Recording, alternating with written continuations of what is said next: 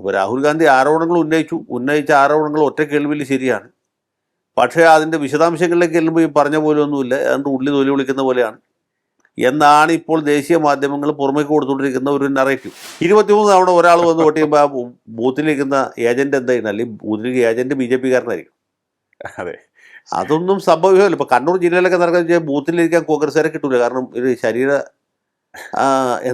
ശരീരരക്ഷയെ ഓർത്തിട്ട് അവിടെ പോവുകയില്ല. പോയാൽ തന്നെ ഇനി കള്ളവോട്ട് ചെയ്യാൻ മുന്നോട്ട് കാണുമ്പോൾ കണ്ണടച്ചിട്ടിരിക്കും. കോൺഗ്രസ് കാലങ്ങളായിട്ട് ഭരിച്ചുകൊണ്ടിരുന്ന പഞ്ചാബിൽ കഴിഞ്ഞ തെരഞ്ഞെടുപ്പിൽ അവിടെ തോറ്റുപോയില്ലേ? അത് വോട്ട് ചോരിയായിരുന്നു. അല്ലല്ലോ, ആളുകൾ വോട്ട് മാറ്റി ചെയ്തതാണ്. കോൺഗ്രസ്സുകാർ ഭരിക്കുമ്പോൾ മറ്റവർക്ക് വോട്ട് ചോരി നടത്താൻ പറ്റില്ല. ലാലു പ്രസാദോ അദ്ദേഹത്തിൻ്റെ മകൻ തേജസ്വി യാദവോ അദ്ദേഹത്തിൻ്റെ സഹോദരൻ തേജ് പ്രതാപ് യാദവോ ഏതെങ്കിലും ഒരു മീറ്റിങ്ങിൽ, ഏതെങ്കിലും ഒരു തെരഞ്ഞെടുപ്പ് മീറ്റിങ്ങിൽ വോട്ട് ചോരി എന്ന വാക്ക് പറഞ്ഞിട്ടുണ്ടോ? വോട്ട് ചോർ, ഗദ്ദാ ചോർ എന്ന് ആരോടും ഉന്നയിച്ചു? ഇല്ല. എന്താ ഉന്നയിക്കാത്ത?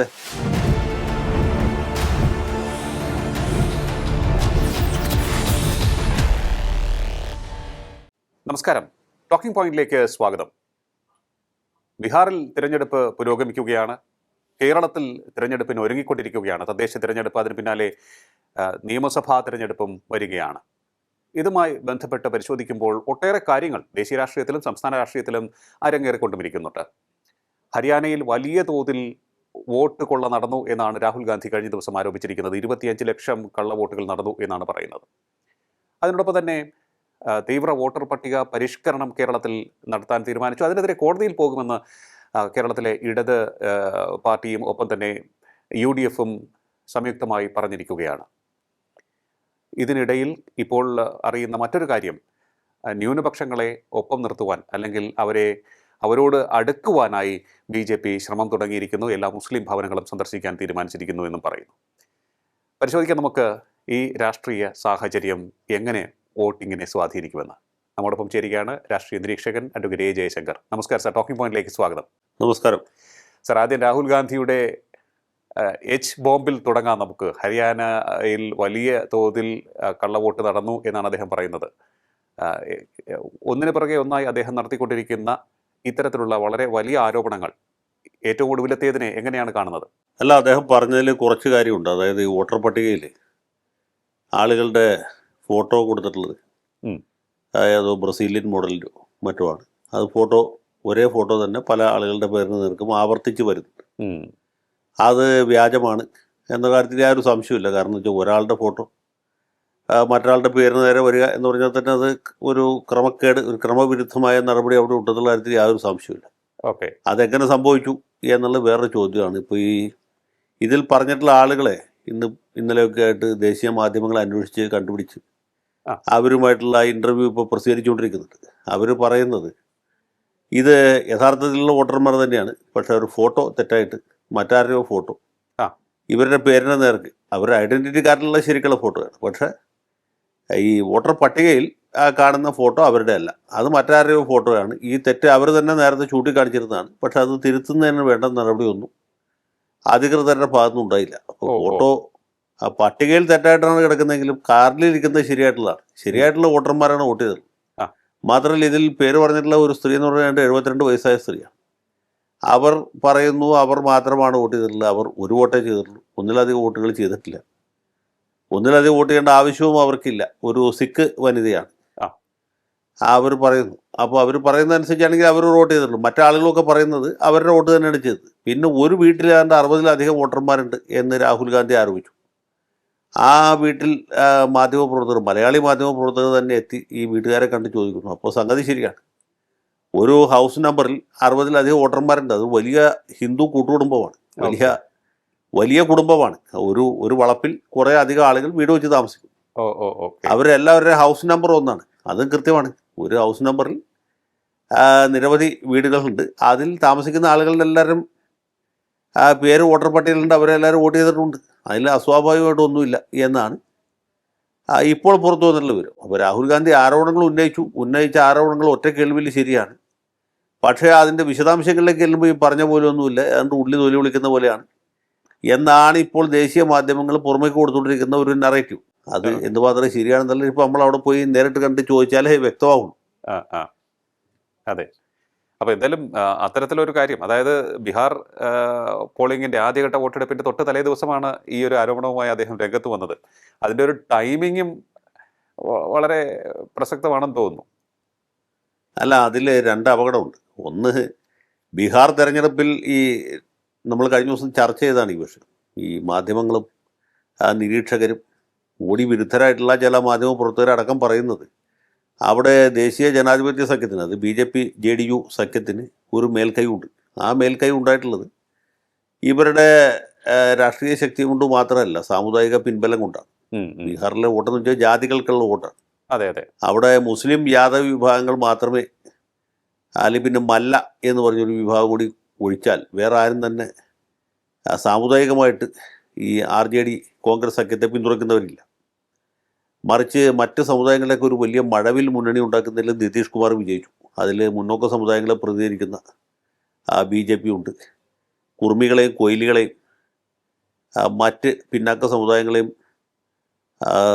പ്രതിനിധീകരിക്കുന്ന RJD ഉണ്ട്, പിന്നെ ജിതിൻ റാം മാഞ്ചിയുടെ പാർട്ടിയുണ്ട്, അതിദളിതർ, മഹാദളിത് എന്ന വിഭാഗത്തിൽപ്പെട്ട ആളുകൾ, പിന്നെ ദളിതരായ പാസ്വാന്മാരെ പ്രതികരിക്കുന്ന രാംവിലാസ് പാസ്വാന്റെ പാർട്ടിയുണ്ട്. അങ്ങനെ നിരവധി പാർട്ടികൾ ചേർന്ന ഒരു വലിയ കൂട്ടുമുന്നണിയാണ് അവിടെ ഉള്ളത്. അപ്പോൾ ഈ സാമുദായികമായിട്ട് ഇവർക്കൊരു മേൽക്കൈ ഉണ്ട്. പിന്നെ നിതീഷ് കുമാറിൻ്റെ കഴിഞ്ഞ 20 കൊല്ലത്തെ താരതമ്യേന സംശുദ്ധമായ ഭരണത്തിൻ്റെ ഒരു മികവ് അവർക്ക് അവകാശപ്പെടാൻ കഴിയും. പിന്നെ മോഡി നിതീഷ് ഇരട്ട എഞ്ചിൻ സർക്കാർ എന്ന ഒരു ഇതുണ്ട്. പിന്നെ ഏറ്റവും ഒടുവിൽ ഈ സ്ത്രീകൾക്ക് 10,000 രൂപ വെച്ച് കൊടുക്കുന്ന പോലുള്ള വലിയ ക്ഷേമ പദ്ധതികൾ നടപ്പാക്കി. അത് ഈ മധ്യപ്രദേശിൽ പണ്ട് ശിവരാജ് സിംഗ് ചൗഹാൻ ചെയ്തതാണ്. ഇപ്പോൾ അത് തന്നെ നിതീഷ് കുമാറും തെരഞ്ഞെടുപ്പിന് തൊട്ടു മുമ്പ് ചെയ്തിരിക്കുന്നു. അത് യഥാർത്ഥത്തിൽ തെരഞ്ഞെടുപ്പ് അഴിമതിയുടെ ഒരു നിർവചനത്തിൽ പെട്ട കാര്യമല്ലെങ്കിൽ പോലും ആ സ്വഭാവമുള്ള ഒരു പ്രവൃത്തിയാണ് അവിടെ ചെയ്തിട്ടുള്ളത്. അല്ലെങ്കിൽ ആ ഒരു സംശയമില്ല. നമ്മുടെ കേരളത്തിൽ പണ്ട് തെരഞ്ഞെടുപ്പിൻ്റെ സമയത്ത് കിറ്റ് കൊടുത്ത പോലത്തെ ഒരു പരിപാടിയാണ് ഇപ്പോൾ ഏറ്റവും അവസാനം ഈ തദ്ദേശ സ്വയംഭരണ തെരഞ്ഞെടുപ്പിൻ്റെ സമയത്ത് പൈസ അനുവദിച്ചുള്ളൂ, ക്ഷേമ പെൻഷനുകളൊക്കെ സാങ്ഷൻ ചെയ്ത പോലെ. അതൊക്കെ ഒരു തരത്തിലുള്ള ഒരു ഉടായ്പ പരിപാടിയാണ്, എങ്കിൽ പോലും അതൊക്കെ ചെയ്തിട്ടുണ്ട്. അപ്പോൾ ഇതിൻ്റെയൊക്കെ വെളിച്ചത്തിൽ ഇവർ ജയിച്ചു വരും എന്നാണ് പൊതുവെ പറയുന്നത്. പിന്നെ പ്രശാന്ത് കിഷോറിൻ്റെ പാർട്ടി ഉണ്ട്, ആ പാർട്ടിയുടെ വോട്ട് അതാരെ ബാധിക്കും? ആദ്യഘട്ടത്തിൽ പറഞ്ഞിരുന്ന ഈ പ്രശാന്ത് കിഷോർ മുന്നാക്ക സമുദായക്കാരനാണ്, അതുകൊണ്ട് അദ്ദേഹം പിടിക്കുന്ന അധികം ഇവരുടെ വോട്ടായിരിക്കും എന്നാണ്. പക്ഷെ പിന്നീട് ഇപ്പോൾ വിശകലന വിദഗ്ധന്മാർ പറയുന്നത് അങ്ങനെയല്ല, ആൻറ്റി ഇൻകംബൻസിയാണ് ഇദ്ദേഹം പ്രതികരിക്കുന്നത്. അപ്പോൾ ആൻറ്റി ഇൻകംബൻസി രണ്ടായിട്ട് പോകും. കുറേ വോട്ടുകൾ വിദ്യാഭ്യാസവും മറ്റ് സാമുദായിക ചിന്താഗതിക്ക് അതീതമായി വോട്ട് ചെയ്യുന്നവരുമായിട്ടുള്ള വോട്ട് ആൻറ്റി ഇൻകംബൻസി പ്രശാന്ത് കിഷോറിലേക്ക് പോകും, അല്ലാത്തവരുടെ വോട്ട് മാത്രമേ RJDയിലേക്ക് പോകുള്ളൂ എന്നാണ്. അപ്പോൾ ഇങ്ങനെ നിരവധി സങ്കീർണമായ വിഷയങ്ങൾ അവിടെ ഒരേ സമയത്ത് പ്രവർത്തിച്ചുകൊണ്ടിരിക്കുന്നുണ്ട്. രാഷ്ട്രീയമുണ്ട്, സമുദായമുണ്ട്, മറ്റ് പല ഘടകങ്ങളും ഒരേ സമയത്ത് പ്രവർത്തിച്ചുകൊണ്ടിരിക്കുന്നു. അപ്പോൾ വളരെ സങ്കീർണമായൊരു തെരഞ്ഞെടുപ്പാണ്. പക്ഷേ പൊതുവേ ഉള്ള വികാരം എന്ന് പറയുന്നത് പ്രതിപക്ഷത്തിന് വിപരീതവും ഭരണ തുടർച്ചയ്ക്ക് അനുകൂലവുമാണ് എന്നുള്ളതാണ്. അപ്പോൾ അങ്ങനെ ഒരു സമയത്ത് രാഹുൽ ഗാന്ധി ഇങ്ങനെ ഒരു ഹൈഡ്രജൻ ബോംബ് എന്ന് അദ്ദേഹം പറയുന്ന സാധനം പൊട്ടിക്കുകയാണെങ്കിൽ അതിൻ്റെ അർത്ഥം എന്ന് വെച്ചാൽ ബീഹാറിലെ ഏതാണ്ട് ഫോർഗോൺ കൺക്ലൂഷനാണ്, തെരഞ്ഞെടുപ്പിൽ തോറ്റു കഴിഞ്ഞാൽ പിടിച്ചു വയ്ക്കാൻ ഒരു മുൻകൂർ ജാമ്യ ഹർജിയാണ് അദ്ദേഹം ഇപ്പോൾ ഫയൽ ചെയ്തിട്ടുള്ളത് എന്നാണ്. അതല്ലെങ്കിൽ ഇതിൽ വേറൊരു അപകടമുണ്ട്. കാരണം ബീഹാർ തെരഞ്ഞെടുപ്പിന് തൊട്ടു മുമ്പ് അദ്ദേഹം ഇങ്ങനൊരു സംഗതി നടത്തുമ്പോൾ അതിൻ്റെ അർത്ഥം എന്താണ്?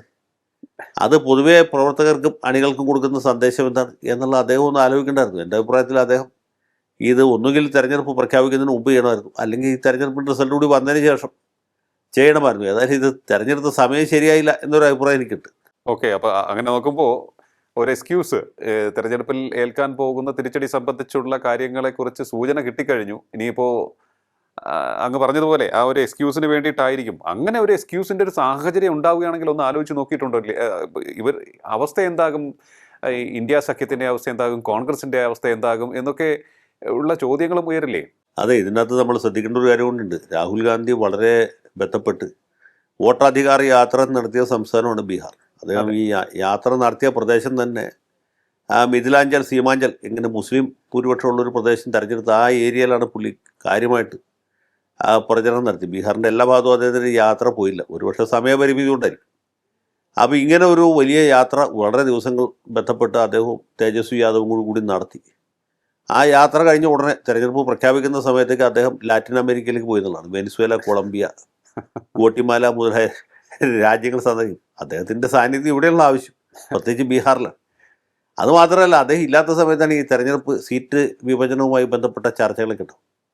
പല സ്ഥലത്തും ഈ ഇന്ത്യ സഖ്യത്തിന് പൊതുവായ സ്ഥാനാർത്ഥികളല്ല, ഓരോ ഈ തമ്മിൽ ഈ സൗഹൃദ മത്സരം നടക്കുന്നുണ്ട്. മറ്റവർക്ക് അത്ര തന്നെ വിമത ശല്യമില്ല. ഇതുകൂടാതെ വിമതന്മാരുണ്ട്. മാത്രമല്ല കോൺഗ്രസ്സിന് സീറ്റുകൾ പരമാവധി കൊടുക്കാതിരിക്കാനായിട്ട് RJD ശ്രദ്ധിച്ചു. കാരണം എന്ന് വെച്ചാൽ കഴിഞ്ഞ തവണ ഇവർക്ക് കൊടുത്ത സീറ്റുകൾ മുക്കാലും നഷ്ടപ്പെട്ടു. കോൺഗ്രസ്സിന് കൊടുത്തു സീറ്റ് എന്ന് വെച്ചാൽ അതിൻ്റെ അർത്ഥം കോൺഗ്രസ് തോറ്റു എന്നാണ്. അപ്പോൾ അങ്ങനെ ഒരു സാഹചര്യത്തിൽ കോൺഗ്രസിനെ പരമാവധി മാർജിനലൈസ് ചെയ്യാനായിട്ട് തേജസ്വി യാദവ് ശ്രദ്ധിച്ചു. നമുക്ക് അദ്ദേഹത്തെ കുറ്റം പറയാൻ പറ്റുകയില്ല. അങ്ങനെ ഒരു സാഹചര്യം അവിടെ ഉണ്ട്. അതിലും ഉപരിയായിട്ട് ഈ പപ്പു യാദവിനെ പോലുള്ള വളരെ കളങ്കിതരായിട്ടുള്ള ആളുകളാണ് കോൺഗ്രസിൻ്റെ സീറ്റുകൾ പണം വാങ്ങി വിറ്റുകൊണ്ടിരുന്നത്. അപ്പോൾ അതും ഒരു വിഷയമാണ്. രാഹുൽ ഗാന്ധി വളരെ കുറച്ച് സമയം മാത്രം ബീഹാറിൽ ചെലവഴിച്ചു. അദ്ദേഹം 7 8 തെരഞ്ഞെടുപ്പ് യോഗങ്ങളിൽ പ്രസംഗിച്ചു. പിന്നെ അദ്ദേഹം ഒരു കുളത്തിൽ ചാടുന്ന പോലെയുള്ള കാഴ്ചകളാണ് നമ്മൾ കണ്ടത്. അപ്പോൾ അദ്ദേഹത്തിൻ്റെ സാന്നിധ്യം ബീഹാറിൽ ആവശ്യമുള്ള സമയത്ത്, ഇപ്പോഴും ബീഹാറിലെ 2ാം ഘട്ട തെരഞ്ഞെടുപ്പിൻ്റെ പ്രചരണം നടക്കുന്നുള്ളൂ കേട്ടോ. അതിനിടയ്ക്കാണ് പുള്ളി ഹരിയാനയിൽ പോയിട്ട് ഈ ഒരു വലിയ വമ്പിച്ച വെളിപ്പെടുത്തൽ നടത്തി. അപ്പോൾ ബീഹാറിലെ ഒന്നുമില്ലെങ്കിൽ തെരഞ്ഞെടുപ്പിൻ്റെ പ്രചരണം അവസാനിച്ചതിന് ശേഷമെങ്കിലും ചെയ്യാൻ പറ്റും. അത് ചെയ്യുന്നതിന് പകരം 1ാം ഘട്ട തെരഞ്ഞെടുപ്പിൻ്റെ പ്രചരണം കഴിഞ്ഞ് തെരഞ്ഞെടുപ്പിൻ്റെ വോട്ടെടുപ്പിൻ്റെ തലേ ദിവസം 2ാം ഘട്ടത്തിൻ്റെ പ്രചരണം നടന്നുകൊണ്ടിരിക്കുമ്പോഴാണ് ഈ ഒരു സാഹസം നടത്തിയത്.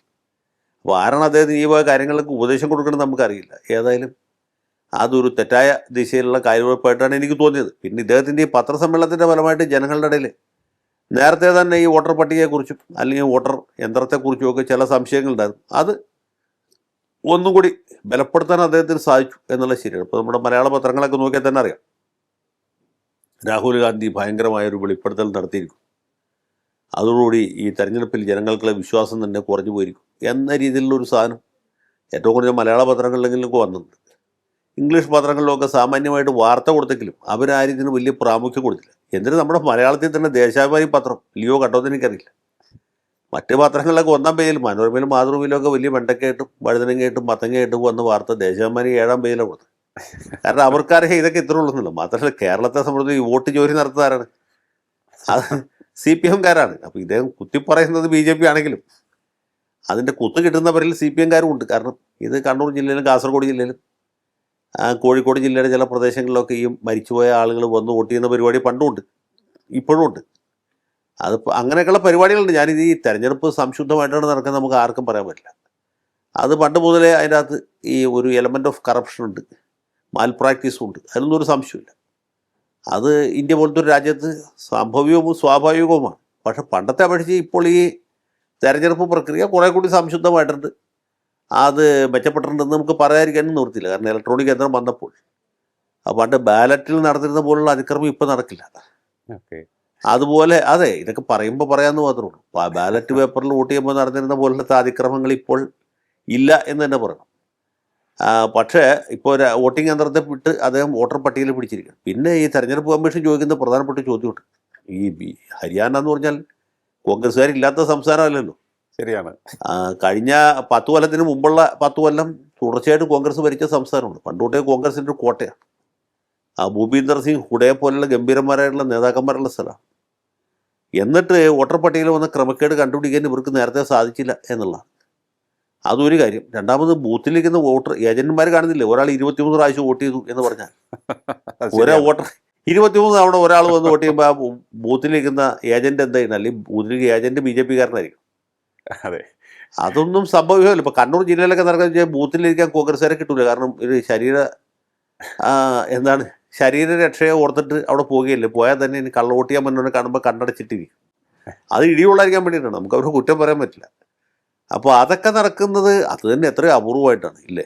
അതെ അതെ, കണ്ണൂർ ജില്ലയുടെ ചില പാർട്ടി ഗ്രാമങ്ങളിലൊക്കെ അത് നടക്കും. പക്ഷേ കഴിഞ്ഞ ലോക്സഭാ തെരഞ്ഞെടുപ്പിൽ നമ്മൾ കാണുന്ന കാഴ്ച എന്ന് വെച്ചാൽ പാർട്ടി ഗ്രാമത്തിൽ ഉള്ള വോട്ടറിൽ തന്നെ വലിയ ഭാഗം കോൺഗ്രസിനും BJP-യും കിട്ടിയിട്ടുണ്ടെന്നുള്ളതാണ്. അപ്പോൾ പാർട്ടിക്ക് വേണ്ടി വോട്ട് ചെയ്യാൻ പോകുന്നവരും പാർട്ടിക്ക് വേണ്ടി കള്ള വോട്ട് ചെയ്യാൻ പോകുന്നവരും വരെ അവരുടെ വോട്ട് കോൺഗ്രസിനും BJP-ക്കും കൊടുത്തു എന്നുള്ളതാണ് നമ്മുടെ കേരളത്തിലെ കാര്യമുള്ളൂ. ഇത് ഇങ്ങനൊരു ആരോപണം അപ്പോൾ ഈ ഹരിയാനയിൽ സംഭവിച്ചു എന്നൊക്കെ പറഞ്ഞാൽ അത് അത്ര എളുപ്പത്തിൽ നമുക്ക് ഒരു നുള്ളു ഉപ്പ് കൂടാതെ ഇത് വിഴുങ്ങാൻ പറ്റുകയില്ല. രാഹുൽ ഗാന്ധി കാണിച്ച പടങ്ങളൊക്കെ ജെന്യുവിനാണെങ്കിൽ പോലും നമ്മൾ സെൻസിബിളായിട്ട് ആലോചിക്കും. ഇനി ഞാൻ വേറൊരു കാര്യം പറയാം. ഈ കഴിഞ്ഞ ഒരു കൊല്ലത്തിനകത്തല്ലേ കർണാടകത്തിൽ തിരഞ്ഞെടുപ്പെടുന്നത്. അപ്പോൾ അവിടെ വോട്ട് ചോരി ഉണ്ടായില്ലേ. പുള്ളിയുടെ ആദ്യത്തെ ആരോപണം കർണാടകത്തിലെ വോട്ട് ചോരിയെക്കുറിച്ചാണ്. അതെ, കർണാടകത്തിൽ വോട്ട് ചോരി ഉണ്ടെങ്കിൽ സിദ്ധരാമയ്യ ജയിക്കാൻ പാടില്ലല്ലോ. കർണാടകം BJP ഭരിച്ചുകൊണ്ടിരുന്ന സംസ്ഥാനമാണ്. 5 കൊല്ലമായിട്ട് BJP-യുടെ ഭരണമാണ്. ആ BJP അട്ടിമറിച്ചിട്ടാണ് കോൺഗ്രസ് ജയിക്കുന്നത് വലിയ ഭൂരിപക്ഷത്തിൽ ജയിച്ചു. അപ്പോൾ എന്തുകൊണ്ട് വോട്ട് ചെയ്യവർ അവിടെ ഉണ്ടായില്ല? സിദ്ധരാമയ്യ എങ്ങനെ അധികാരത്തിൽ വന്നു? അതുപോലെ ഇനി ബി ജെ പിയുടെ പോട്ടെ, തെലങ്കാന രാഷ്ട്ര സമിതി 10 കൊല്ലമായിട്ട് ഭരിച്ചുകൊണ്ടിരുന്ന സംസ്ഥാനമല്ലേ തെലങ്കാന. അവിടെ എങ്ങനെ കോൺഗ്രസ് ജയിച്ചത്? അവിടെ വോട്ട് ജോലി ഉണ്ടായില്ലേ? അങ്ങനെ ഒരു ചോദ്യമില്ലേ? ഇനി ഇവിടെ കൊണ്ടും കഴിഞ്ഞില്ല. ഈ കഴിഞ്ഞ ദിവസം ചില ഇംഗ്ലീഷ് ന്യൂസ് ചാനലുകളൊന്നൊരു വാർത്ത ഞാൻ പറയാം. അത് അവർ ഇല്ലസ്ട്രേറ്റ് ചെയ്തു, ഞാനല്ല. ഈ കെ ടി രാമറാവു എന്ന് പറഞ്ഞ നമ്മുടെ ചന്ദ്രശേഖർ റാവുവിൻ്റെ മകനുണ്ട്, അവിടെ ഫിനാൻസ് മിനിസ്റ്റർ. അദ്ദേഹമാണ് ഇവിടുന്ന് ചുവന്ന പരവതാനി വിരിച്ച് നമ്മുടെ കിറ്റക്സ് സാബുവിനെ തെലങ്കാനയിൽ കൊണ്ടുപോയിട്ട് വ്യവസായം തുടങ്ങാനായിട്ട് എല്ലാ ഒത്താശകളും ചെയ്തു. രാമറാവു ഇദ്ദേഹത്തിൻ്റെ മകനാണ്, ചന്ദ്രശേഖർ റാവുവിൻ്റെ. നല്ല മിടുക്കനാണ്, വിദേശ വിദ്യാഭ്യാസം നേടിയുള്ള, നല്ല ഇംഗ്ലീഷ് ഫ്ലുവൻ്റായിട്ട് പറയുന്ന ആളാണ്. അപ്പോൾ അദ്ദേഹം പറയുന്ന ഒരു കാര്യം, ഇപ്പോൾ ജൂബിലി ഹിൽസ് നിയോജക മണ്ഡലത്തിൽ തെരഞ്ഞെടുപ്പ് എടുക്കുക, ബൈ ഇലക്ഷനാണ്. ആ ബൈ ഇലക്ഷനിൽ തെലങ്കാന രാഷ്ട്ര സമിതിയുടെ ഒരു സ്ഥാനാർത്ഥി, ഒരു സ്ത്രീയാണ് മത്സരിക്കുന്നത്. അവിടെ ഉണ്ടായിരുന്ന MLA, മരിച്ചുപോയ MLAയുടെ ഭാര്യയാണ്, അവിടുത്തെ ഒരു ഉമാ തോമസാണ്. അവിടെ കോൺഗ്രസ്സുകാർ വ്യാപകമായിട്ട് കള്ളവോട്ട് ചേർക്കുന്നു എന്നാണ്. അത് മറ്റു മണ്ഡലങ്ങളിൽ നിന്ന് ആളുകൾ ഇവിടെ കൊണ്ടുവന്ന് വോട്ടർ പട്ടികയിൽ ചേർക്കും. അങ്ങനെ എത്രയോ വോട്ടുകൾ, ആയിരക്കണക്കിന് വോട്ടുകൾ ചേർത്തതിൻ്റെ ഡീറ്റെയിൽസ് അദ്ദേഹം പത്രസമ്മേളനം നടത്തി ജനങ്ങളെ വിശദീകരിച്ച് കേൾപ്പിക്കുക. അപ്പോൾ ഇതാണ് കോൺഗ്രസ്സുകാർ തെലങ്കാനയിൽ ചെയ്യുന്നത്. അത് കഴിഞ്ഞിട്ട് രാഹുൽ ഗാന്ധി ഹരിയാനയിൽ പോയിട്ട് ഇതാ BJPക്കാർ കള്ളവോട്ട് ചേർത്തിരിക്കുന്നു എന്ന് പറയുക. അപ്പോൾ ഇതൊക്കെ കേൾക്കുമ്പോൾ പരിഹാസമായിട്ട് തോന്നും. അപ്പോൾ തെലങ്കാനയിൽ എങ്ങനെ ജയിച്ചു, കർണാടകത്തിൽ എങ്ങനെ ജയിച്ചു, അല്ലെങ്കിൽ ജാർഖണ്ഡ് മുക്തി മോർച്ച എങ്ങനെ ജാർഖണ്ഡിൽ ജയിച്ചു? ഇനി കോൺഗ്രസ് തന്നെ തോറ്റൊരു സംസാരം ഞാൻ പറയാം. കോൺഗ്രസ് കാലങ്ങളായിട്ട് ഭരിച്ചുകൊണ്ടിരുന്ന പഞ്ചാബിൽ കഴിഞ്ഞ തെരഞ്ഞെടുപ്പിൽ അവിടെ തോറ്റുപോയില്ലേ? അത് വോട്ട് ചോരിയായിരുന്നു? അല്ലല്ലോ, ആളുകൾ വോട്ട് മാറ്റി ചെയ്തതാണ്. കോൺഗ്രസ്സുകാർ ഭരിക്കുമ്പോൾ മറ്റവർക്ക് വോട്ട് ചോരി നടത്താൻ പറ്റില്ല. അത് ജയിച്ചത് BJP അല്ല, ആം ആദ്മി പാർട്ടിയാണ്. എന്തുകൊണ്ടെന്ന് വെച്ചാൽ കോൺഗ്രസിൻ്റെ ഭരണം ആൾക്കാർക്ക് വെറുത്തു എന്നുള്ളതുകൊണ്ടാണ്. കോൺഗ്രസിൻ്റെ ഭരണം വെറുത്തു. അമരീന്ദർ സിംഗിനെ മാറ്റിയിട്ട് കേൾപ്പോരും കേൾവിയില്ലാത്ത ഒരാളെ ചരൺജിത് സിംഗ് ചന്നി എന്ന് പറഞ്ഞ ഒരു വിദ്വാനെ കൊണ്ടുവന്നിട്ട് മുഖ്യമന്ത്രിയാക്കി. അയാൾക്ക് അയാളുടെ ഭാര്യയുടെ പിന്തുണ പോലും ഇല്ലായിരുന്നു. അയാൾ ആ തെരഞ്ഞെടുപ്പിൽ നിയമസഭയിലേക്ക് മത്സരിച്ച് തോറ്റുപോയി. മത്സരിച്ച സീറ്റിൽ സിറ്റിംഗ് മുഖ്യമന്ത്രി ഒരു തെരഞ്ഞെടുപ്പിൽ മത്സരിച്ച് തോക്കുന്ന രംഗം നിങ്ങൾ ആലോചിച്ചു. അത് വോട്ട് ചോരിയാണോ? അല്ല, ജനങ്ങൾ കോൺഗ്രസിനെ ത്യജിച്ചത്, വെറുത്തിട്ട് തിരസ്കരിച്ചതാണ്. അപ്പോൾ അവനവൻ്റെ മുഖം ചീത്തയായതിന് കണ്ണാടി നെല്ലി പൊടിച്ചിട്ട് വല്ല കാര്യമുണ്ടോ? രാഹുൽ ഗാന്ധി ആലോചിക്കേണ്ട കാര്യം ഇതാണ്. ഞാനൊരു വേറൊരു വലിയൊരു ഏറ്റവും പ്രധാനപ്പെട്ട ചോദ്യം ഞാൻ ചോദിക്കാൻ പോണേ ഉള്ളൂ. ഈ ബീഹാറിൽ ഇത്രയും പുള്ളി കൊട്ടിഘോഷിച്ച് തെരഞ്ഞെടുപ്പ് പ്രചരണം നടത്തില്ലേ? അദ്ദേഹത്തിൻ്റെ പ്രധാനപ്പെട്ട സഖ്യകക്ഷി ഏതാണ്? രാഷ്ട്രീയ ജനതാദളല്ലേ? അതെ, ലാലു പ്രസാദിൻ്റെ പാർട്ടിയാണല്ലോ.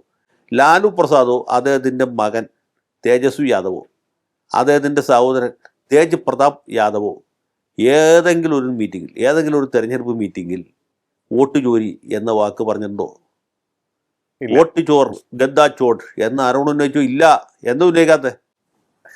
അത് വളരെ പ്രധാനപ്പെട്ട ചോദ്യമല്ലേ. ഇദ്ദേഹത്തിൻ്റെ പഴയൊരു മുദ്രാവാക്യം ഓർമ്മയുണ്ട്, എന്നറിയോ? പുള്ളിയുടെ മുദ്രാവാക്യം ഈ ചൗക്കിദാർ ചോർഹെ എന്നുള്ളത്. അതെ,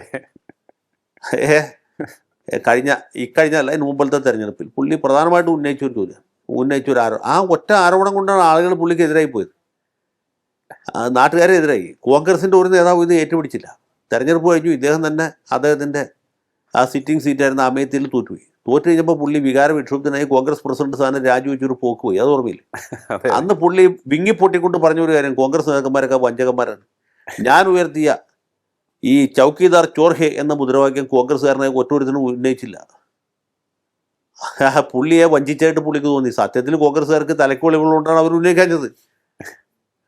പറഞ്ഞു മനസ്സിലായി. ഇത് മനുഷ്യർക്ക് വകതിരിവ് വേണ്ടേ? രാജ്യം ഭരിക്കുന്ന പ്രധാനമന്ത്രിയെക്കുറിച്ച്, അദ്ദേഹത്തെക്കുറിച്ച് ഒരു അഴിമതി ആരോപണവും ഇല്ല. നമുക്ക് നരേന്ദ്രമോദിയെക്കുറിച്ച് പല കാര്യങ്ങളിലും എതിരഭിപ്രായമുണ്ട്, ഇല്ലേ? അദ്ദേഹത്തിൻ്റെ പല നയങ്ങളും നമുക്ക് വിയോജിപ്പുള്ളവയാണ്. ഭരണത്തിനും പല പോരായ്മയുണ്ട്. പക്ഷേ അദ്ദേഹം അഴിമതിക്കാരനാണെന്ന് ഇന്ന് വരെ ഒരാൾ പറഞ്ഞില്ല. അങ്ങനെയുള്ള ഒരാളെക്കുറിച്ച്, ഇപ്പോൾ VS അച്യുതാനന്ദനെ കുറിച്ച്, VS അച്യുതാനന്ദൻ അഴിമതിക്കാരനാണെന്ന് പറഞ്ഞ് കോൺഗ്രസ്സുകാർക്ക് പറയാൻ പറ്റുമോ? രമേശ് ചെന്നിത്തലയ്ക്ക് പറയാൻ പറ്റുമോ? ഉമ്മൻചാണ്ടിക്ക് പറയാൻ പറ്റുമോ? തിരുവഞ്ചൂർ രാധാകൃഷ്ണൻ പറയാൻ പറ്റുമോ? അവരാരും പറയില്ല. കാരണം അഴിമതിക്കാരനല്ല എന്ന് വളരെ പ്രസിദ്ധനായിട്ടുള്ള വ്യക്തിയാണ്. VM സുധീരനെ കുറിച്ച് അഴിമതിക്കാരനെന്ന് ആരെങ്കിലും പറയും? പറയാൻ പറ്റില്ല. അപ്പോൾ അങ്ങനെയുള്ള ഒരാളെക്കുറിച്ച് ചൗക്കിദാർ ചോർഹെ എന്ന് പറഞ്ഞതിൻ്റെ അർത്ഥം ഇത് അങ്ങാടി പിള്ളേരെ വിളിക്കേണ്ട മുദ്രാവാക്യമാണ്. അത് പ്രധാനപ്പെട്ട രാഷ്ട്രീയ പാർട്ടിയുടെ പ്രധാന നേതാവ് ICC പ്രസിഡന്റാണ് ഉന്നയിക്കുന്നത്. ആലോചിക്കണം. അദ്ദേഹത്തിൻ്റെ വഹിക്കുന്ന പദവിയെക്കുറിച്ച് ഒരു ധാരണ വേണ്ടേ? അല്ലാതെ ഇത് ആരോ എഴുതി കൊടുക്കും. എനിക്കൂടെ കേസ് വേണുപോലായിരിക്കും. ഇത്ര മനോഹരമായൊരു മുദ്രാവാക്യം എഴുതി കൊടുക്കുന്നു, ചൗക്കിദാർ ചോർഹെ. ഈ പുള്ളി അത് പോണ സ്ഥലത്തൊക്കെ പ്രസംഗിക്കുന്നു. കേട്ടവരൊക്കെ പുള്ളിക്ക് എതിരാകുന്നു. അവർ എതിർ പാർട്ടിക്ക് വോട്ട് ചെയ്യുന്നു. അങ്ങനെ എതിർ പാർട്ടി വലിയ ഭൂരിപക്ഷത്തിൽ ജയിക്കുന്നു. ഇതാണ് സംഭവിക്കുന്നത്. അത് തന്നെയാണ് ഈ വോട്ട് ചോരിയിലും വന്നിട്ടുണ്ട്. വോട്ട് ചോർ ഗദ്ദാ ചോർ എന്ന് വെച്ചാൽ വോട്ട് കള്ള, കസേര ഒഴിയൂ എന്നാണ്. കസേരയല്ല ശരിക്കും. ഈ വടക്കേ ഇന്ത്യയിലൊക്കെ കോൺഗ്രസിൻ്റെ മീറ്റിംഗ് കിടക്കുമ്പോൾ പണ്ട് കാലത്ത് ഒരു തടുക്ക് പോലത്തെ ഒരു സാധനമുണ്ട്. അതിലിരുന്നിട്ടാണ് ഇവർ ചാരി ഇരുന്നിട്ടാണ് മീറ്റിംഗ് കൂടിയിരുന്നത്. പഴയ ഫോട്ടോ ഒക്കെ കണ്ടറിയാം. ഗാന്ധിജി നെഹ്റു ഒക്കെ ഈ നിലത്ത് ഒരു പായമല്ല, കിടക്ക പോലത്തെ ഒരു സാധനം, അതിൻ്റെ സൈഡിലൊരു തലേണയൊക്കെ വെച്ചിട്ട് അതുമ്പോൾ ചാരി ഇരുന്നിട്ട്. അപ്പോൾ ഈ സാധനമാണ്. ഇതൊക്കെ മുദ്രാവാക്യം കേൾക്കാൻ രസമുണ്ട്, പക്ഷേ ഇങ്ങനത്തെ മുദ്രാവാക്യങ്ങളൊക്കെ ഉന്നയിക്കുമ്പോൾ അത് ഇരുനില മൂർച്ചയുള്ള വാളാണ്, ഇത് തിരിച്ചു കുത്തും. അപ്പം ഞാൻ ഈ രാഹുൽ ഗാന്ധി അല്ല കുറ്റം പറയാം, പുള്ളിക്ക് ബുദ്ധി ഉപദേശിക്കുന്ന ആളുകളാണ്. പണ്ട് നമ്മുടെ ഇവിടുത്തെ ഒരു പ്രമുഖ നേതാവ് എന്നോട് പറഞ്ഞിട്ടുള്ള കാര്യം, സോണിയാഗാന്ധിക്ക് ഇന്ത്യ രാജ്യത്തെക്കുറിച്ചോ ഇവിടുത്തെ രാഷ്ട്രീയത്തെക്കുറിച്ചോ സംസ്കാര പാരമ്പര്യത്തെക്കുറിച്ചോ ഒന്നും വലിയ ധാരണയില്ല. പക്ഷേ അവരെല്ലാ കാര്യങ്ങളും നമ്മുടെ അഹമ്മദ് പട്ടേലിനെ ഏൽപ്പിച്ചിരിക്കുകയാണ്. അന്ന് പട്ടേലുള്ള സമയമാണ്. പട്ടേലിന് എല്ലാ കാര്യങ്ങളും നന്നായിട്ട് അറിയാം. രാജ്യത്ത് എത്ര സംസ്ഥാനങ്ങളുണ്ട്, എത്ര ജില്ലകളുണ്ട്, എത്ര താലൂക്കുകളുണ്ട്, അവിടെ എത്ര കോൺഗ്രസ്സുകാരുണ്ട്, ഓരോ കോൺഗ്രസ്സുകാരനും എത്ര വോട്ട് പിടിക്കാനുള്ള കഴിവുണ്ട്, ഓരോ വിഷയത്തിൽ എന്ത് നിലപാട് സ്വീകരിക്കണം എന്ന രീതിയിൽ പുള്ളി കൃത്യമായിട്ടുള്ള ഉപദേശങ്ങൾ കൊടുക്കും. ആ ഉപദേശങ്ങൾ സോണിയാജിയുടെ തീരുമാനമായിട്ട് പുറത്തു വരും. അന്നത്തെ നിലയ്ക്ക് എടുക്കാവുന്നതിൽ ഏറ്റവും ബുദ്ധിപൂർവമായ, ഏറ്റവും വിവേകപൂർണ്ണമായ തീരുമാനമായിരിക്കും അത്. അതുകൊണ്ടാണ് സോണിയാഗാന്ധി ഈ ICC പ്രസിഡൻ്റായിരുന്ന കാലത്ത് വലിയ തട്ടുകേട് കൂടാതെ കടന്നുപോയത്. രാഹുൽ ഗാന്ധിക്ക് ഈ രീതിയിൽ ഉപദേശം കൊടുക്കാൻ ഒരാളുമില്ല. പുള്ളിക്ക് അഹമ്മദ് പട്ടേലിന് ഇഷ്ടമല്ല, ദിഗ്വിജയ് സിംഗിനെ കണ്ടുകൂടാ. ഇവർ രണ്ടുപേരുടെ വലിയ ചാണക്യന്മാർ. പട്ടേൽ മരിച്ചുപോയി, ദിഗ്വിജയ് സിംഗ് ഇപ്പോഴും ഉണ്ട്. അതുകൊണ്ട് പുള്ളി എപ്പോഴും തെറ്റായ തീരുമാനങ്ങൾ എടുക്കുകയും തെറ്റായ തീരുമാനം ശരിയാണെന്ന് വിശ്വസിക്കും. അത് തെറ്റാണെന്ന് തെളിഞ്ഞതിന് ശേഷവും അത് തന്നെയായിരുന്നു ശരി, ബാക്കിയുള്ളവർക്കാണ് തെറ്റുപറ്റിയത് എന്ന ശാഠ്യം പിടിക്കുകയും ചെയ്യും എന്നുള്ളതാണ്. പറഞ്ഞ നേതാവ് ഇപ്പോൾ കോൺഗ്രസ്സിലില്ല, അതാരാണെന്ന് നിങ്ങൾക്ക് ഊഹിക്കാം.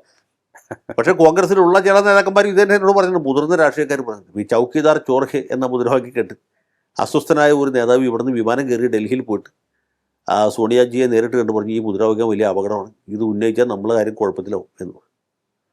പക്ഷേ അതുകൊണ്ടൊന്നും ഫലം ഉണ്ടായില്ല. ആ നേതാവ് പിന്നീട് എന്നോട് പറഞ്ഞു, ഞാൻ പറഞ്ഞത് ഞാനിപ്പോൾ രാഹുൽ ഗാന്ധിയോടുള്ള വിരോധം കൊണ്ടോ വിദ്വേഷം കൊണ്ടോ പറഞ്ഞതല്ല, കേൾക്കുന്നവർക്ക് അങ്ങനെ തോന്നും.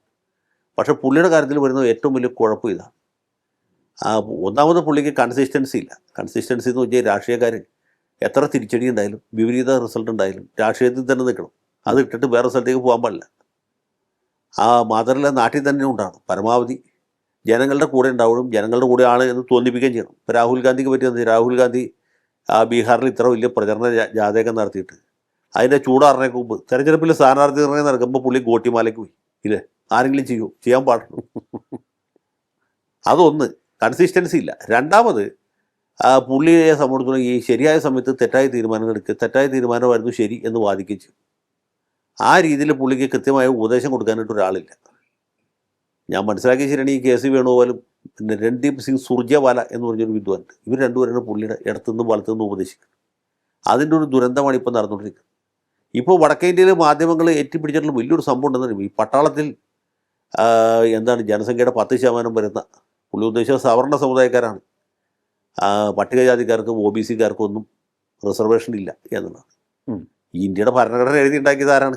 ഇദ്ദേഹത്തിൻ്റെ മുതുമുത്തച്ഛനായ നമ്മുടെ പണ്ഡിറ്റ് നെഹ്റു ആണല്ലോ. അതെ, പണ്ഡിറ്റ് നെഹ്റു ആണല്ലോ ഭരണഘടനയുടെ യഥാർത്ഥ ശില്പി. അംബേദ്കറാണ് എഴുതി ഉണ്ടാക്കിയ എങ്കിൽ പോലും നെഹ്റു ആയിരുന്നു ഏറ്റവും നിർണായക ശക്തി. അന്ന് ഇങ്ങനെ ഒരു സംവരണം എഴുതി വയ്ക്കാൻ അവർ മറന്നുപോയതാണ്. OBC സംവരണത്തിന് വേണ്ടി മണ്ഡൽ കമ്മീഷൻ റിപ്പോർട്ട് കൊണ്ടുവന്നപ്പോൾ അതിനകത്ത് കോൾഡ് സ്റ്റോറേജിൽ വെച്ചാരാണ്? ഇദ്ദേഹത്തിൻ്റെ മുത്തശ്ശിയായ ഇന്ദിരാഗാന്ധിയാണ്.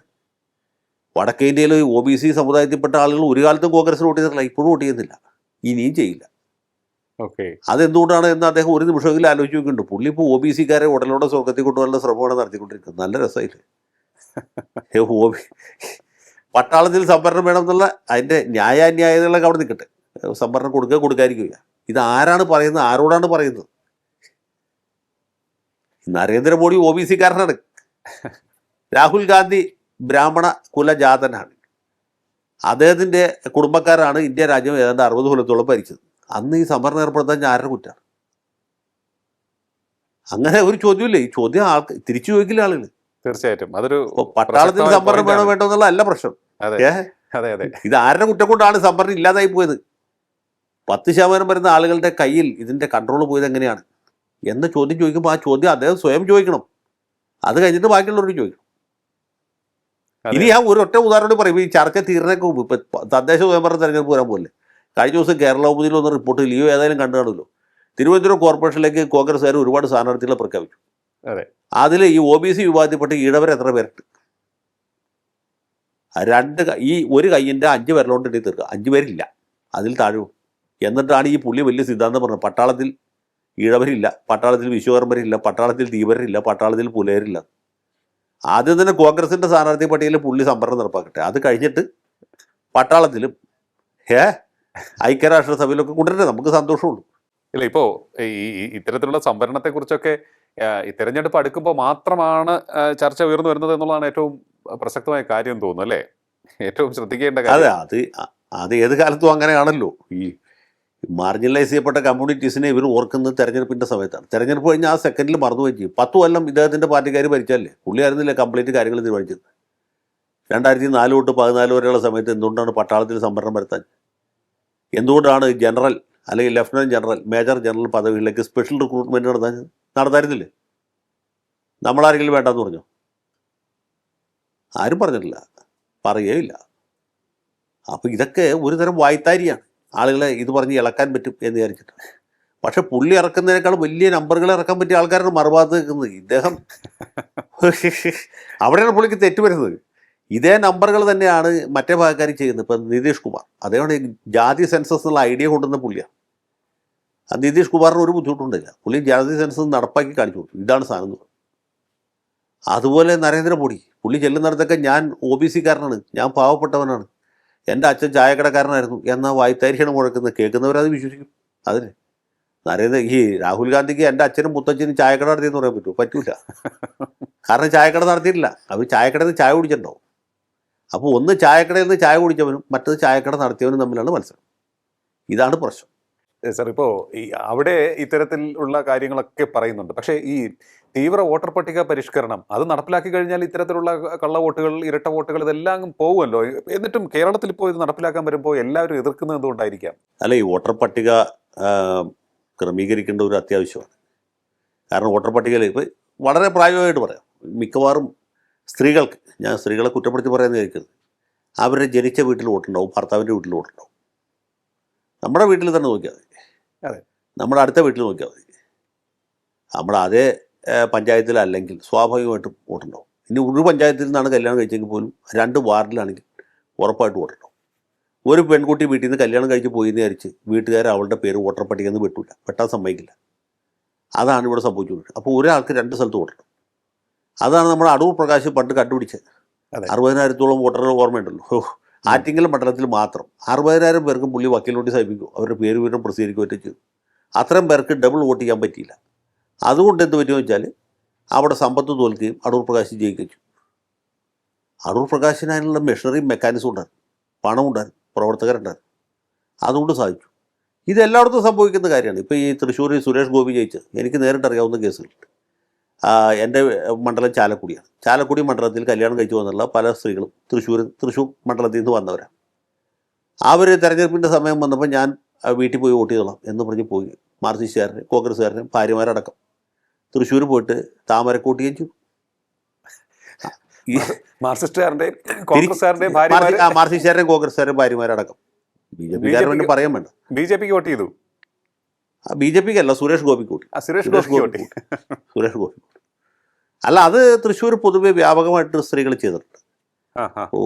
CPM-കാരുടെ അല്ലെങ്കിൽ കോൺഗ്രസ്സുകാരുടെ, CPI-കാരുടെയൊക്കെ ഭാര്യമാർ, വീട്ടിലെ സ്ത്രീകൾ, അമ്മമാർ എല്ലാം ഈ സ്ത്രീകളുടെ വോട്ട് കൊണ്ടാണ് പുള്ളി പ്രധാനമായിട്ട് ജയിച്ചത്.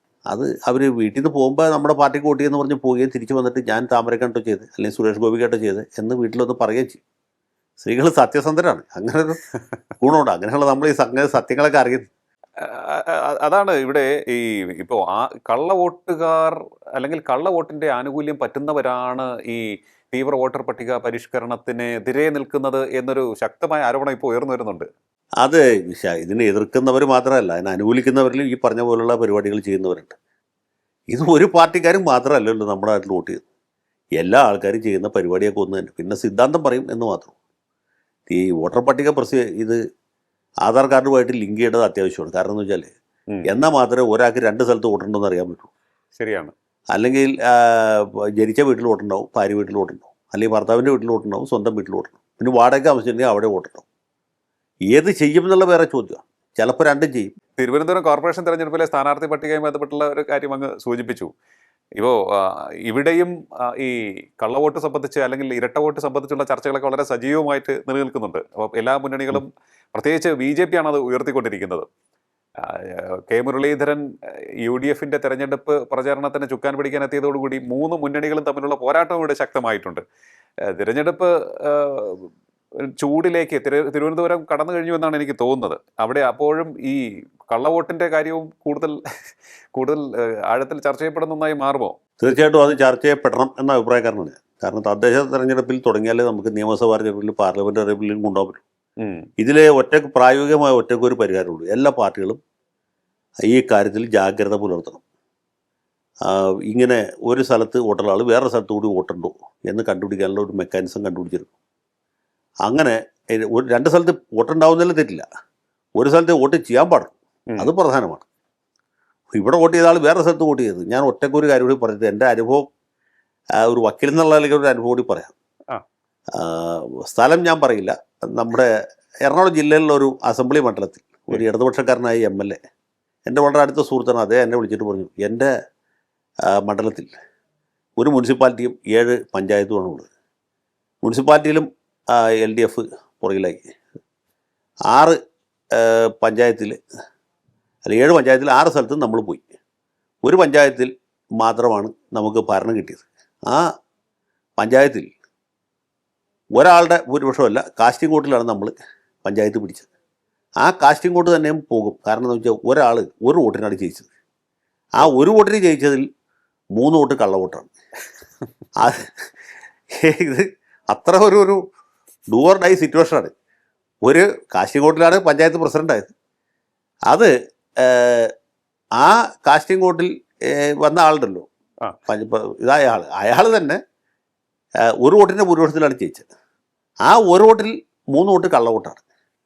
അതിനെതിരെ അതും പ്രശ്നമില്ല, കള്ളവോട്ട് കുഴപ്പമില്ലായിട്ടില്ല. കള്ളവോട്ട് വെച്ചാൽ ഡബിൾ വോട്ടാണ്. ഇവിടെ വോട്ട് ചെയ്ത ആളുകൾ തന്നെ അദ്ദേഹത്തിൻ്റെ ബന്ധുക്കളാണ്. അവർ വേറെ സ്ഥലത്ത് വോട്ടുണ്ടായിരുന്നു, അവിടെ നിന്ന് ഇവിടെ വന്ന് അവിടുത്തെ സമ്മതിദാനാവകാശം വിനിയോഗിച്ചതിന് ശേഷം ഇവിടെ വന്ന് ഇദ്ദേഹത്തെ സഹായിക്കാൻ വേണ്ടി ചെയ്തത്. അപ്പോൾ ഈ ഒരു വോട്ടിൽ 3 വോട്ട് കള്ളവോട്ടാണ്. പക്ഷേ ഈ തോറ്റ സ്ഥാനാർത്ഥി അവൻ ഇത്തിരി കാശൊക്കെ ഉള്ളവനാണ്, അവൻ കേസ് കൊടുത്തിരിക്കുകയാണ്. അപ്പോൾ നീ എങ്ങനെയെങ്കിലും എന്നെ സഹായിക്കണം, എന്നെ മീൻസ് അപ്പോൾ പറഞ്ഞ് മനസ്സിലായില്ലേ. ആ കേസ് നമ്മൾ 5 കൊല്ലം തള്ളിക്കൊണ്ടുപോയി. അങ്ങനെ കേസ് തള്ളിക്കൊണ്ടുപോയി ഒരു വിധത്തിൽ. അത് എൻ്റെ കേമത്തെ കൊണ്ടല്ല, പല സാഹചര്യങ്ങൾ കൊണ്ടും സൗകര്യങ്ങൾ കൊണ്ടും നമ്മൾ 5 കൊല്ലം തള്ളിക്കൊണ്ടുപോയി. ആ പഞ്ചായത്തും ആളെയും അയാളുടെ ഒരു വോട്ട് ഭൂരിപക്ഷമൊക്കെ അവസാനം വരെ കൊണ്ടുപോയി. അപ്പോൾ നമ്മുടെ നാട്ടിൽ ഒരു ഏകദേശം ഐഡിയ കിട്ടാൻ വേണ്ടി പറഞ്ഞ പഞ്ചായത്തിൻ്റെ പേരോ MLA-യുടെ പേരോ ചോദിക്കരുത്. അല്ല, ഇപ്പോൾ ഈ തെരഞ്ഞെടുപ്പിൻ്റെ കാര്യം സംസാരിക്കുന്നതുകൊണ്ടാണ് ഞാൻ ഒരു കാര്യം കൂടി. ഇപ്പോൾ ഏറ്റവും ഒടുവിൽ എൻ്റെ ശ്രദ്ധയിൽപ്പെട്ട ഒരു വാർത്തയുണ്ട്. BJP ന്യൂനപക്ഷങ്ങളോട് അടുക്കുവാനുള്ള ശ്രമം നടക്കുകയാണ്. എല്ലാ മുസ്ലിം വീടുകളും സന്ദർശിക്കുകയാണ്. അത് ഒരു വോട്ട് ലക്ഷ്യമിട്ടല്ല, അവരുമായി അടുക്കാനുള്ള ഒരു ലക്ഷ്യത്തോടു കൂടി ചെയ്യുന്നത് എന്നാണ് നേതൃത്വത്തിൻ്റെ ഭാഗത്തു നിന്ന് വരുന്നൊരു സൂചന നമുക്ക് ലഭിക്കുന്നത്. എന്താണ് അങ്ങേക്ക് ഇതിനെക്കുറിച്ച് പറയാനുള്ളത്? ഇത്തരത്തിലൊരു നീക്കം സക്സസ്ഫുൾ ആവുകയാണ് എന്നുണ്ടെങ്കിൽ മറ്റു 2 മുന്നണികൾക്കും വലിയൊരു ഭീഷണിയാവില്ലേ? അത് സാധ്യത വളരെ കുറവാണ്. BJP-ക്കാർ ഇവരുടെ വീട്ടിൽ ചെല്ലുമെന്ന് എനിക്കറിയില്ല. ചെന്നാൽ തന്നെ പല തണുത്ത ഒരു പ്രതികരണമാണ് ഉണ്ടാകാൻ സാധ്യതയുള്ളൂ. മാത്രവുമല്ല, BJP-ക്കാർക്ക് അങ്ങനെ ചെല്ലാനുള്ള ഒരു രാഷ്ട്രീയമോ ധാർമ്മികമായ അവകാശമില്ല എന്ന് വിചാരിക്കുന്ന ആളാണ്. കാരണം എന്താ പറയുക, ഈ 11ാമത്തെ കൊല്ലം കഴിഞ്ഞ് 12ാമത്തെ കൊല്ലത്തിലേക്ക് കടന്നിരിക്കുകയാണ് മോഡി സർക്കാർ. ഈ മോഡി നയിക്കുന്ന കേന്ദ്ര മന്ത്രിസഭയിൽ മുസ്ലിം സമുദായത്തിൽപ്പെട്ട ഒരാൾക്ക് ഒരു സഹമന്ത്രിയുടെ സ്ഥാനമെങ്കിലും കൊടുത്തിട്ടാണ് ഇവർ ഈ ഗൃഹ സന്ദർശനം നടത്തിയെങ്കിൽ ചില ഒരു മര്യാദ ഉണ്ടായിരുന്നു. അതില്ല. ഒന്നാം മോഡി സർക്കാരിൽ വാജ്പേയിയുടെ സമയത്ത് സിക്കന്ദർ ഭക്ത് ഉണ്ടായിരുന്നു, പിന്നീട് നമ്മുടെ മുക്താർ അബ്ബാസ് നഖ്വി ഉണ്ടായിരുന്നു, ഷാനവാസ് ഹുസൈൻ ഉണ്ടായിരുന്നു. മോഡിയുടെ തന്നെ ആദ്യത്തെ സർക്കാരിൽ നജ്മ ഹെപ്തുള്ള ഉണ്ടായിരുന്നു, പല ആൾക്കാരും ഉണ്ടായിരുന്നു. ഒരൊറ്റ ആൾ പോലും ഇല്ല. ഇന്ത്യയിലെ ഏറ്റവും വലിയ 2ാമത്തെ ഭൂരിപക്ഷമാണ്. ന്യൂനപക്ഷം എന്ന് പറഞ്ഞാൽ പോരല്ലോ, ജനസംഖ്യയുടെ 18% വരുന്ന ഒരു വലിയ ജനവിഭാഗത്തെ പരിപൂർണമായിട്ടും മാറ്റി നിർത്തിക്കൊണ്ടാണ് സർക്കാർ ഉണ്ടായിട്ടുള്ളത്.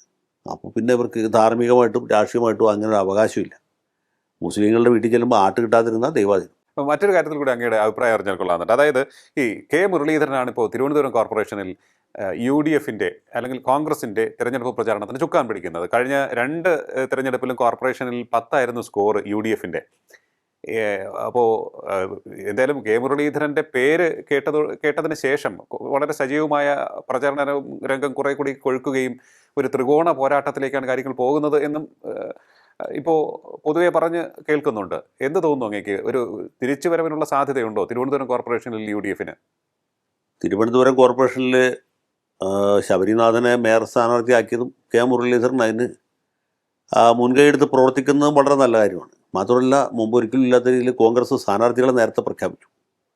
പ്രഖ്യാപിച്ചാൽ ഈ പറഞ്ഞ പോലെ ചില പോരായ്മകളൊക്കെ ഉണ്ടെങ്കിൽ പോലും പ്രഖ്യാപിച്ചു, പ്രചരണം നേരത്തെ തുടങ്ങി. ഇതൊക്കെ പ്രധാനപ്പെട്ട കാര്യങ്ങൾ തന്നെയാണ്. കോർപ്പറേഷൻ തിരഞ്ഞെടുപ്പ് ആയതുകൊണ്ട് സ്ഥാനാർത്ഥികൾ കയ്യിൽ നിന്ന് കാശ് ചിലവാക്കും എന്ന് വിചാരിക്കാം.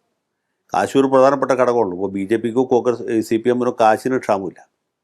കോൺഗ്രസിന് ഇതുപോലത്തെ ഫണ്ട് വരില്ല. പഴയ പോലെ ഭരണം, കേന്ദ്രത്തിൽ ഭരണമില്ല, സംസ്ഥാനത്തും ഭരണമില്ല. പാർട്ടിക്കാരുടെ പൊതുവേ കാശില്ല. ഇനി ഉള്ളവർ കയ്യിൽ നിന്ന് പുറത്തിറക്കുകയില്ല. അപ്പോൾ സ്ഥാനാർത്ഥികൾ ചിലവാക്കി കഴിഞ്ഞാൽ ഏതാണ്ട് പിടിച്ചു നിൽക്കാൻ പറ്റും. ഒരു ശ്രമം നടത്തട്ടെ. കെ മുരളീധരൻ അങ്ങനെ ചെറിയ ആളൊന്നും അല്ലല്ലോ. ഇപ്പോൾ കോൺഗ്രസിൽ 10 വോട്ട് സ്വന്തം നിലയ്ക്ക് പിടിക്കാൻ കഴിവുള്ള ഒരു നേതാവ് സത്യത്തിൽ മുരളീധരൻ മാത്രമേ ഉള്ളൂ. ഞാൻ ബാക്കി നേതാക്കന്മാരുടെ പേര് പറഞ്ഞവരെ നാണം കെടുത്തുന്നില്ല. പക്ഷെ മുരളീധരൻ എന്ന് പറഞ്ഞാൽ മുരളീധരനാണ്. അങ്ങനെ മേന്മ അദ്ദേഹത്തിനുണ്ട്. പിന്നെ മുരളീധരൻ ഇറങ്ങിയിട്ട് എന്ത് നേട്ടം ഉണ്ടാവും എന്നുള്ളത് നമുക്ക് ഈ ഘട്ടത്തിൽ പറയാൻ പറ്റില്ല. കാരണം ഇതനുസരിച്ച് തുല്യവും വിപരീതവുമായിട്ടുള്ള പ്രവർത്തനം CPMകാരും BJPക്കാരും നടത്തും. കാരണം 3 കൂട്ടരെ സംബന്ധിച്ചിടത്തോളം അഭിമാന പ്രശ്നമാണ്. കഴിഞ്ഞ 2 തവണയും കോൺഗ്രസ് മത്സരിക്കാതെ വിട്ടുകൊടുക്കുകയാണ് ചെയ്തത്. ഇത്തവണ അങ്ങനെ സംഭവിക്കാതിരിക്കട്ടെ. ഏതായാലും ജനാധിപത്യം ശക്തിപ്പെടണമല്ലോ. കോൺഗ്രസ് ഇല്ലെങ്കിൽ ഇന്ത്യയുടെ ജനാധിപത്യ സംവിധാനം തന്നെ ദുർബലമായി പോകും. കോൺഗ്രസ് നിലനിൽക്കേണ്ടത് കോൺഗ്രസ്സുകാരെക്കാൾ കൂടുതൽ നമ്മുടെയൊക്കെ ആവശ്യമാണ്. ഇനി എങ്ങാനും ഏതെങ്കിലും ഒരു മുന്നണിക്ക് 51 എന്ന മാജിക് സംഖ്യയിലേക്ക് എത്താൻ സാധിക്കാത്തൊരു സാഹചര്യം ഉണ്ടാവുമോ തിരുവനന്തപുരത്ത് ഇങ്ങനെ പോരാട്ടം കടുത്താൽ? 51 എന്നുള്ള സംഖ്യ അത്ര നിർണായകമല്ല. കാരണം 3 കൂട്ടർ സ്ഥാനാർത്ഥിയെ നിർത്തും. അതെ. അപ്പോൾ ഏറ്റവും കുറവ് കിട്ടുന്ന ആൾ എലിമിനേറ്റ് ചെയ്യപ്പെടും. എലിമിനേറ്റ് ചെയ്യുന്ന പാർട്ടി മറ്റേ പാർട്ടി പിന്നെ രണ്ടാമത്തെ തെരഞ്ഞെടുപ്പിൽ വോട്ട് ചെയ്യില്ല. കൊച്ചി കോർപ്പറേഷനിലൊക്കെ അങ്ങനെയാണ് നടക്കുന്നത്. ഇപ്പോൾ കൊച്ചി കോർപ്പറേഷനിൽ അനിൽകുമാർ മേയറായത് അദ്ദേഹത്തിന് ഇവിടെ ആബ്സല്യൂട്ട് മെജോറിറ്റി ഉണ്ടായിട്ടില്ല. ഏറ്റവും വലിയ ഒറ്റ മുന്നണി LDF ആയതുകൊണ്ടാണ്. പിന്നെ കോൺഗ്രസ്സുകാരൻ മേയറാവണമെന്ന് BJPക്കാർക്ക് താല്പര്യമില്ലാത്തതുകൊണ്ട് BJP ആദ്യ റൗണ്ട് മത്സരിക്കും. അവരുടെ സ്ഥാനാർത്ഥി തോറ്റു കഴിയുമ്പോൾ അവർ തെരഞ്ഞെടുപ്പിൽ നിന്ന് പിന്മാറും. പിന്നെ ഈ 2 പേര് മാത്രമേ ഉള്ളൂ. അപ്പോൾ എഫക്റ്റീവ് മെമ്പർഷിപ്പ് കുറയും. പിന്നെ ഇവർ തമ്മിലാണ് കൂട്ടുന്നത്. അപ്പോൾ CPM സ്ഥാനാർത്ഥി ജയിക്കും. അങ്ങനെയാണ് സാധാരണ ചെയ്യുന്നത്. ഓക്കെ. അപ്പോൾ അത് തന്നെ തിരുവനന്തപുരത്ത് സംഭവിക്കുന്നുണ്ട്. ഭരണപ്രതിസന്ധി ഒന്നും ഉണ്ടാവില്ല. അത് ആലോചിച്ചാൽ ലിയോ പേടിക്കണ്ട. അപ്പോൾ CPMന് തന്നെയാണോ സാധ്യത കൂടുതൽ തിരുവനന്തപുരത്ത്? CPM തന്നെ വരാനാണ് സാധ്യത. ഇവിടെ മാത്രമല്ല കേട്ടോ, തിരുവനന്തപുരത്ത് മാത്രമല്ല. എനിക്ക് തോന്നുന്നു ഇപ്പോഴത്തെ ഒരു മട്ടും മാരിയും കണ്ടിട്ട് കേരളത്തിൽ പൊതുവേ ഒരു LDF അനുകൂല വികാരമാണ് കാണുന്നത് തദ്ദേശ സ്വയംഭരണ തെരഞ്ഞെടുപ്പ്. ഓക്കെ. അത് പല ഘടകങ്ങളുണ്ട്. നമുക്ക് വേറെ അവസരത്തിൽ അത് അടുത്ത ആഴ്ച നമുക്ക് ചർച്ച ചെയ്യാം. എന്തായാലും കുറച്ച് 1-2 ദിവസം കഴിയുമ്പോൾ അത് കാര്യമായിട്ട് തന്നെ ചർച്ച ചെയ്യേണ്ട ഒരു വിഷയമായതുകൊണ്ട് എന്തായാലും അത് കഴിയുമ്പോൾ രാഹുൽ ഗാന്ധിയുടെ അടുത്ത വോട്ട് ജോലി ഇവിടെ ആയിരിക്കും. എന്തായാലും വിഷയങ്ങൾ ഇങ്ങനെ ഒന്നൊന്നായി വന്നുകൊണ്ടിരിക്കുകയാണ്.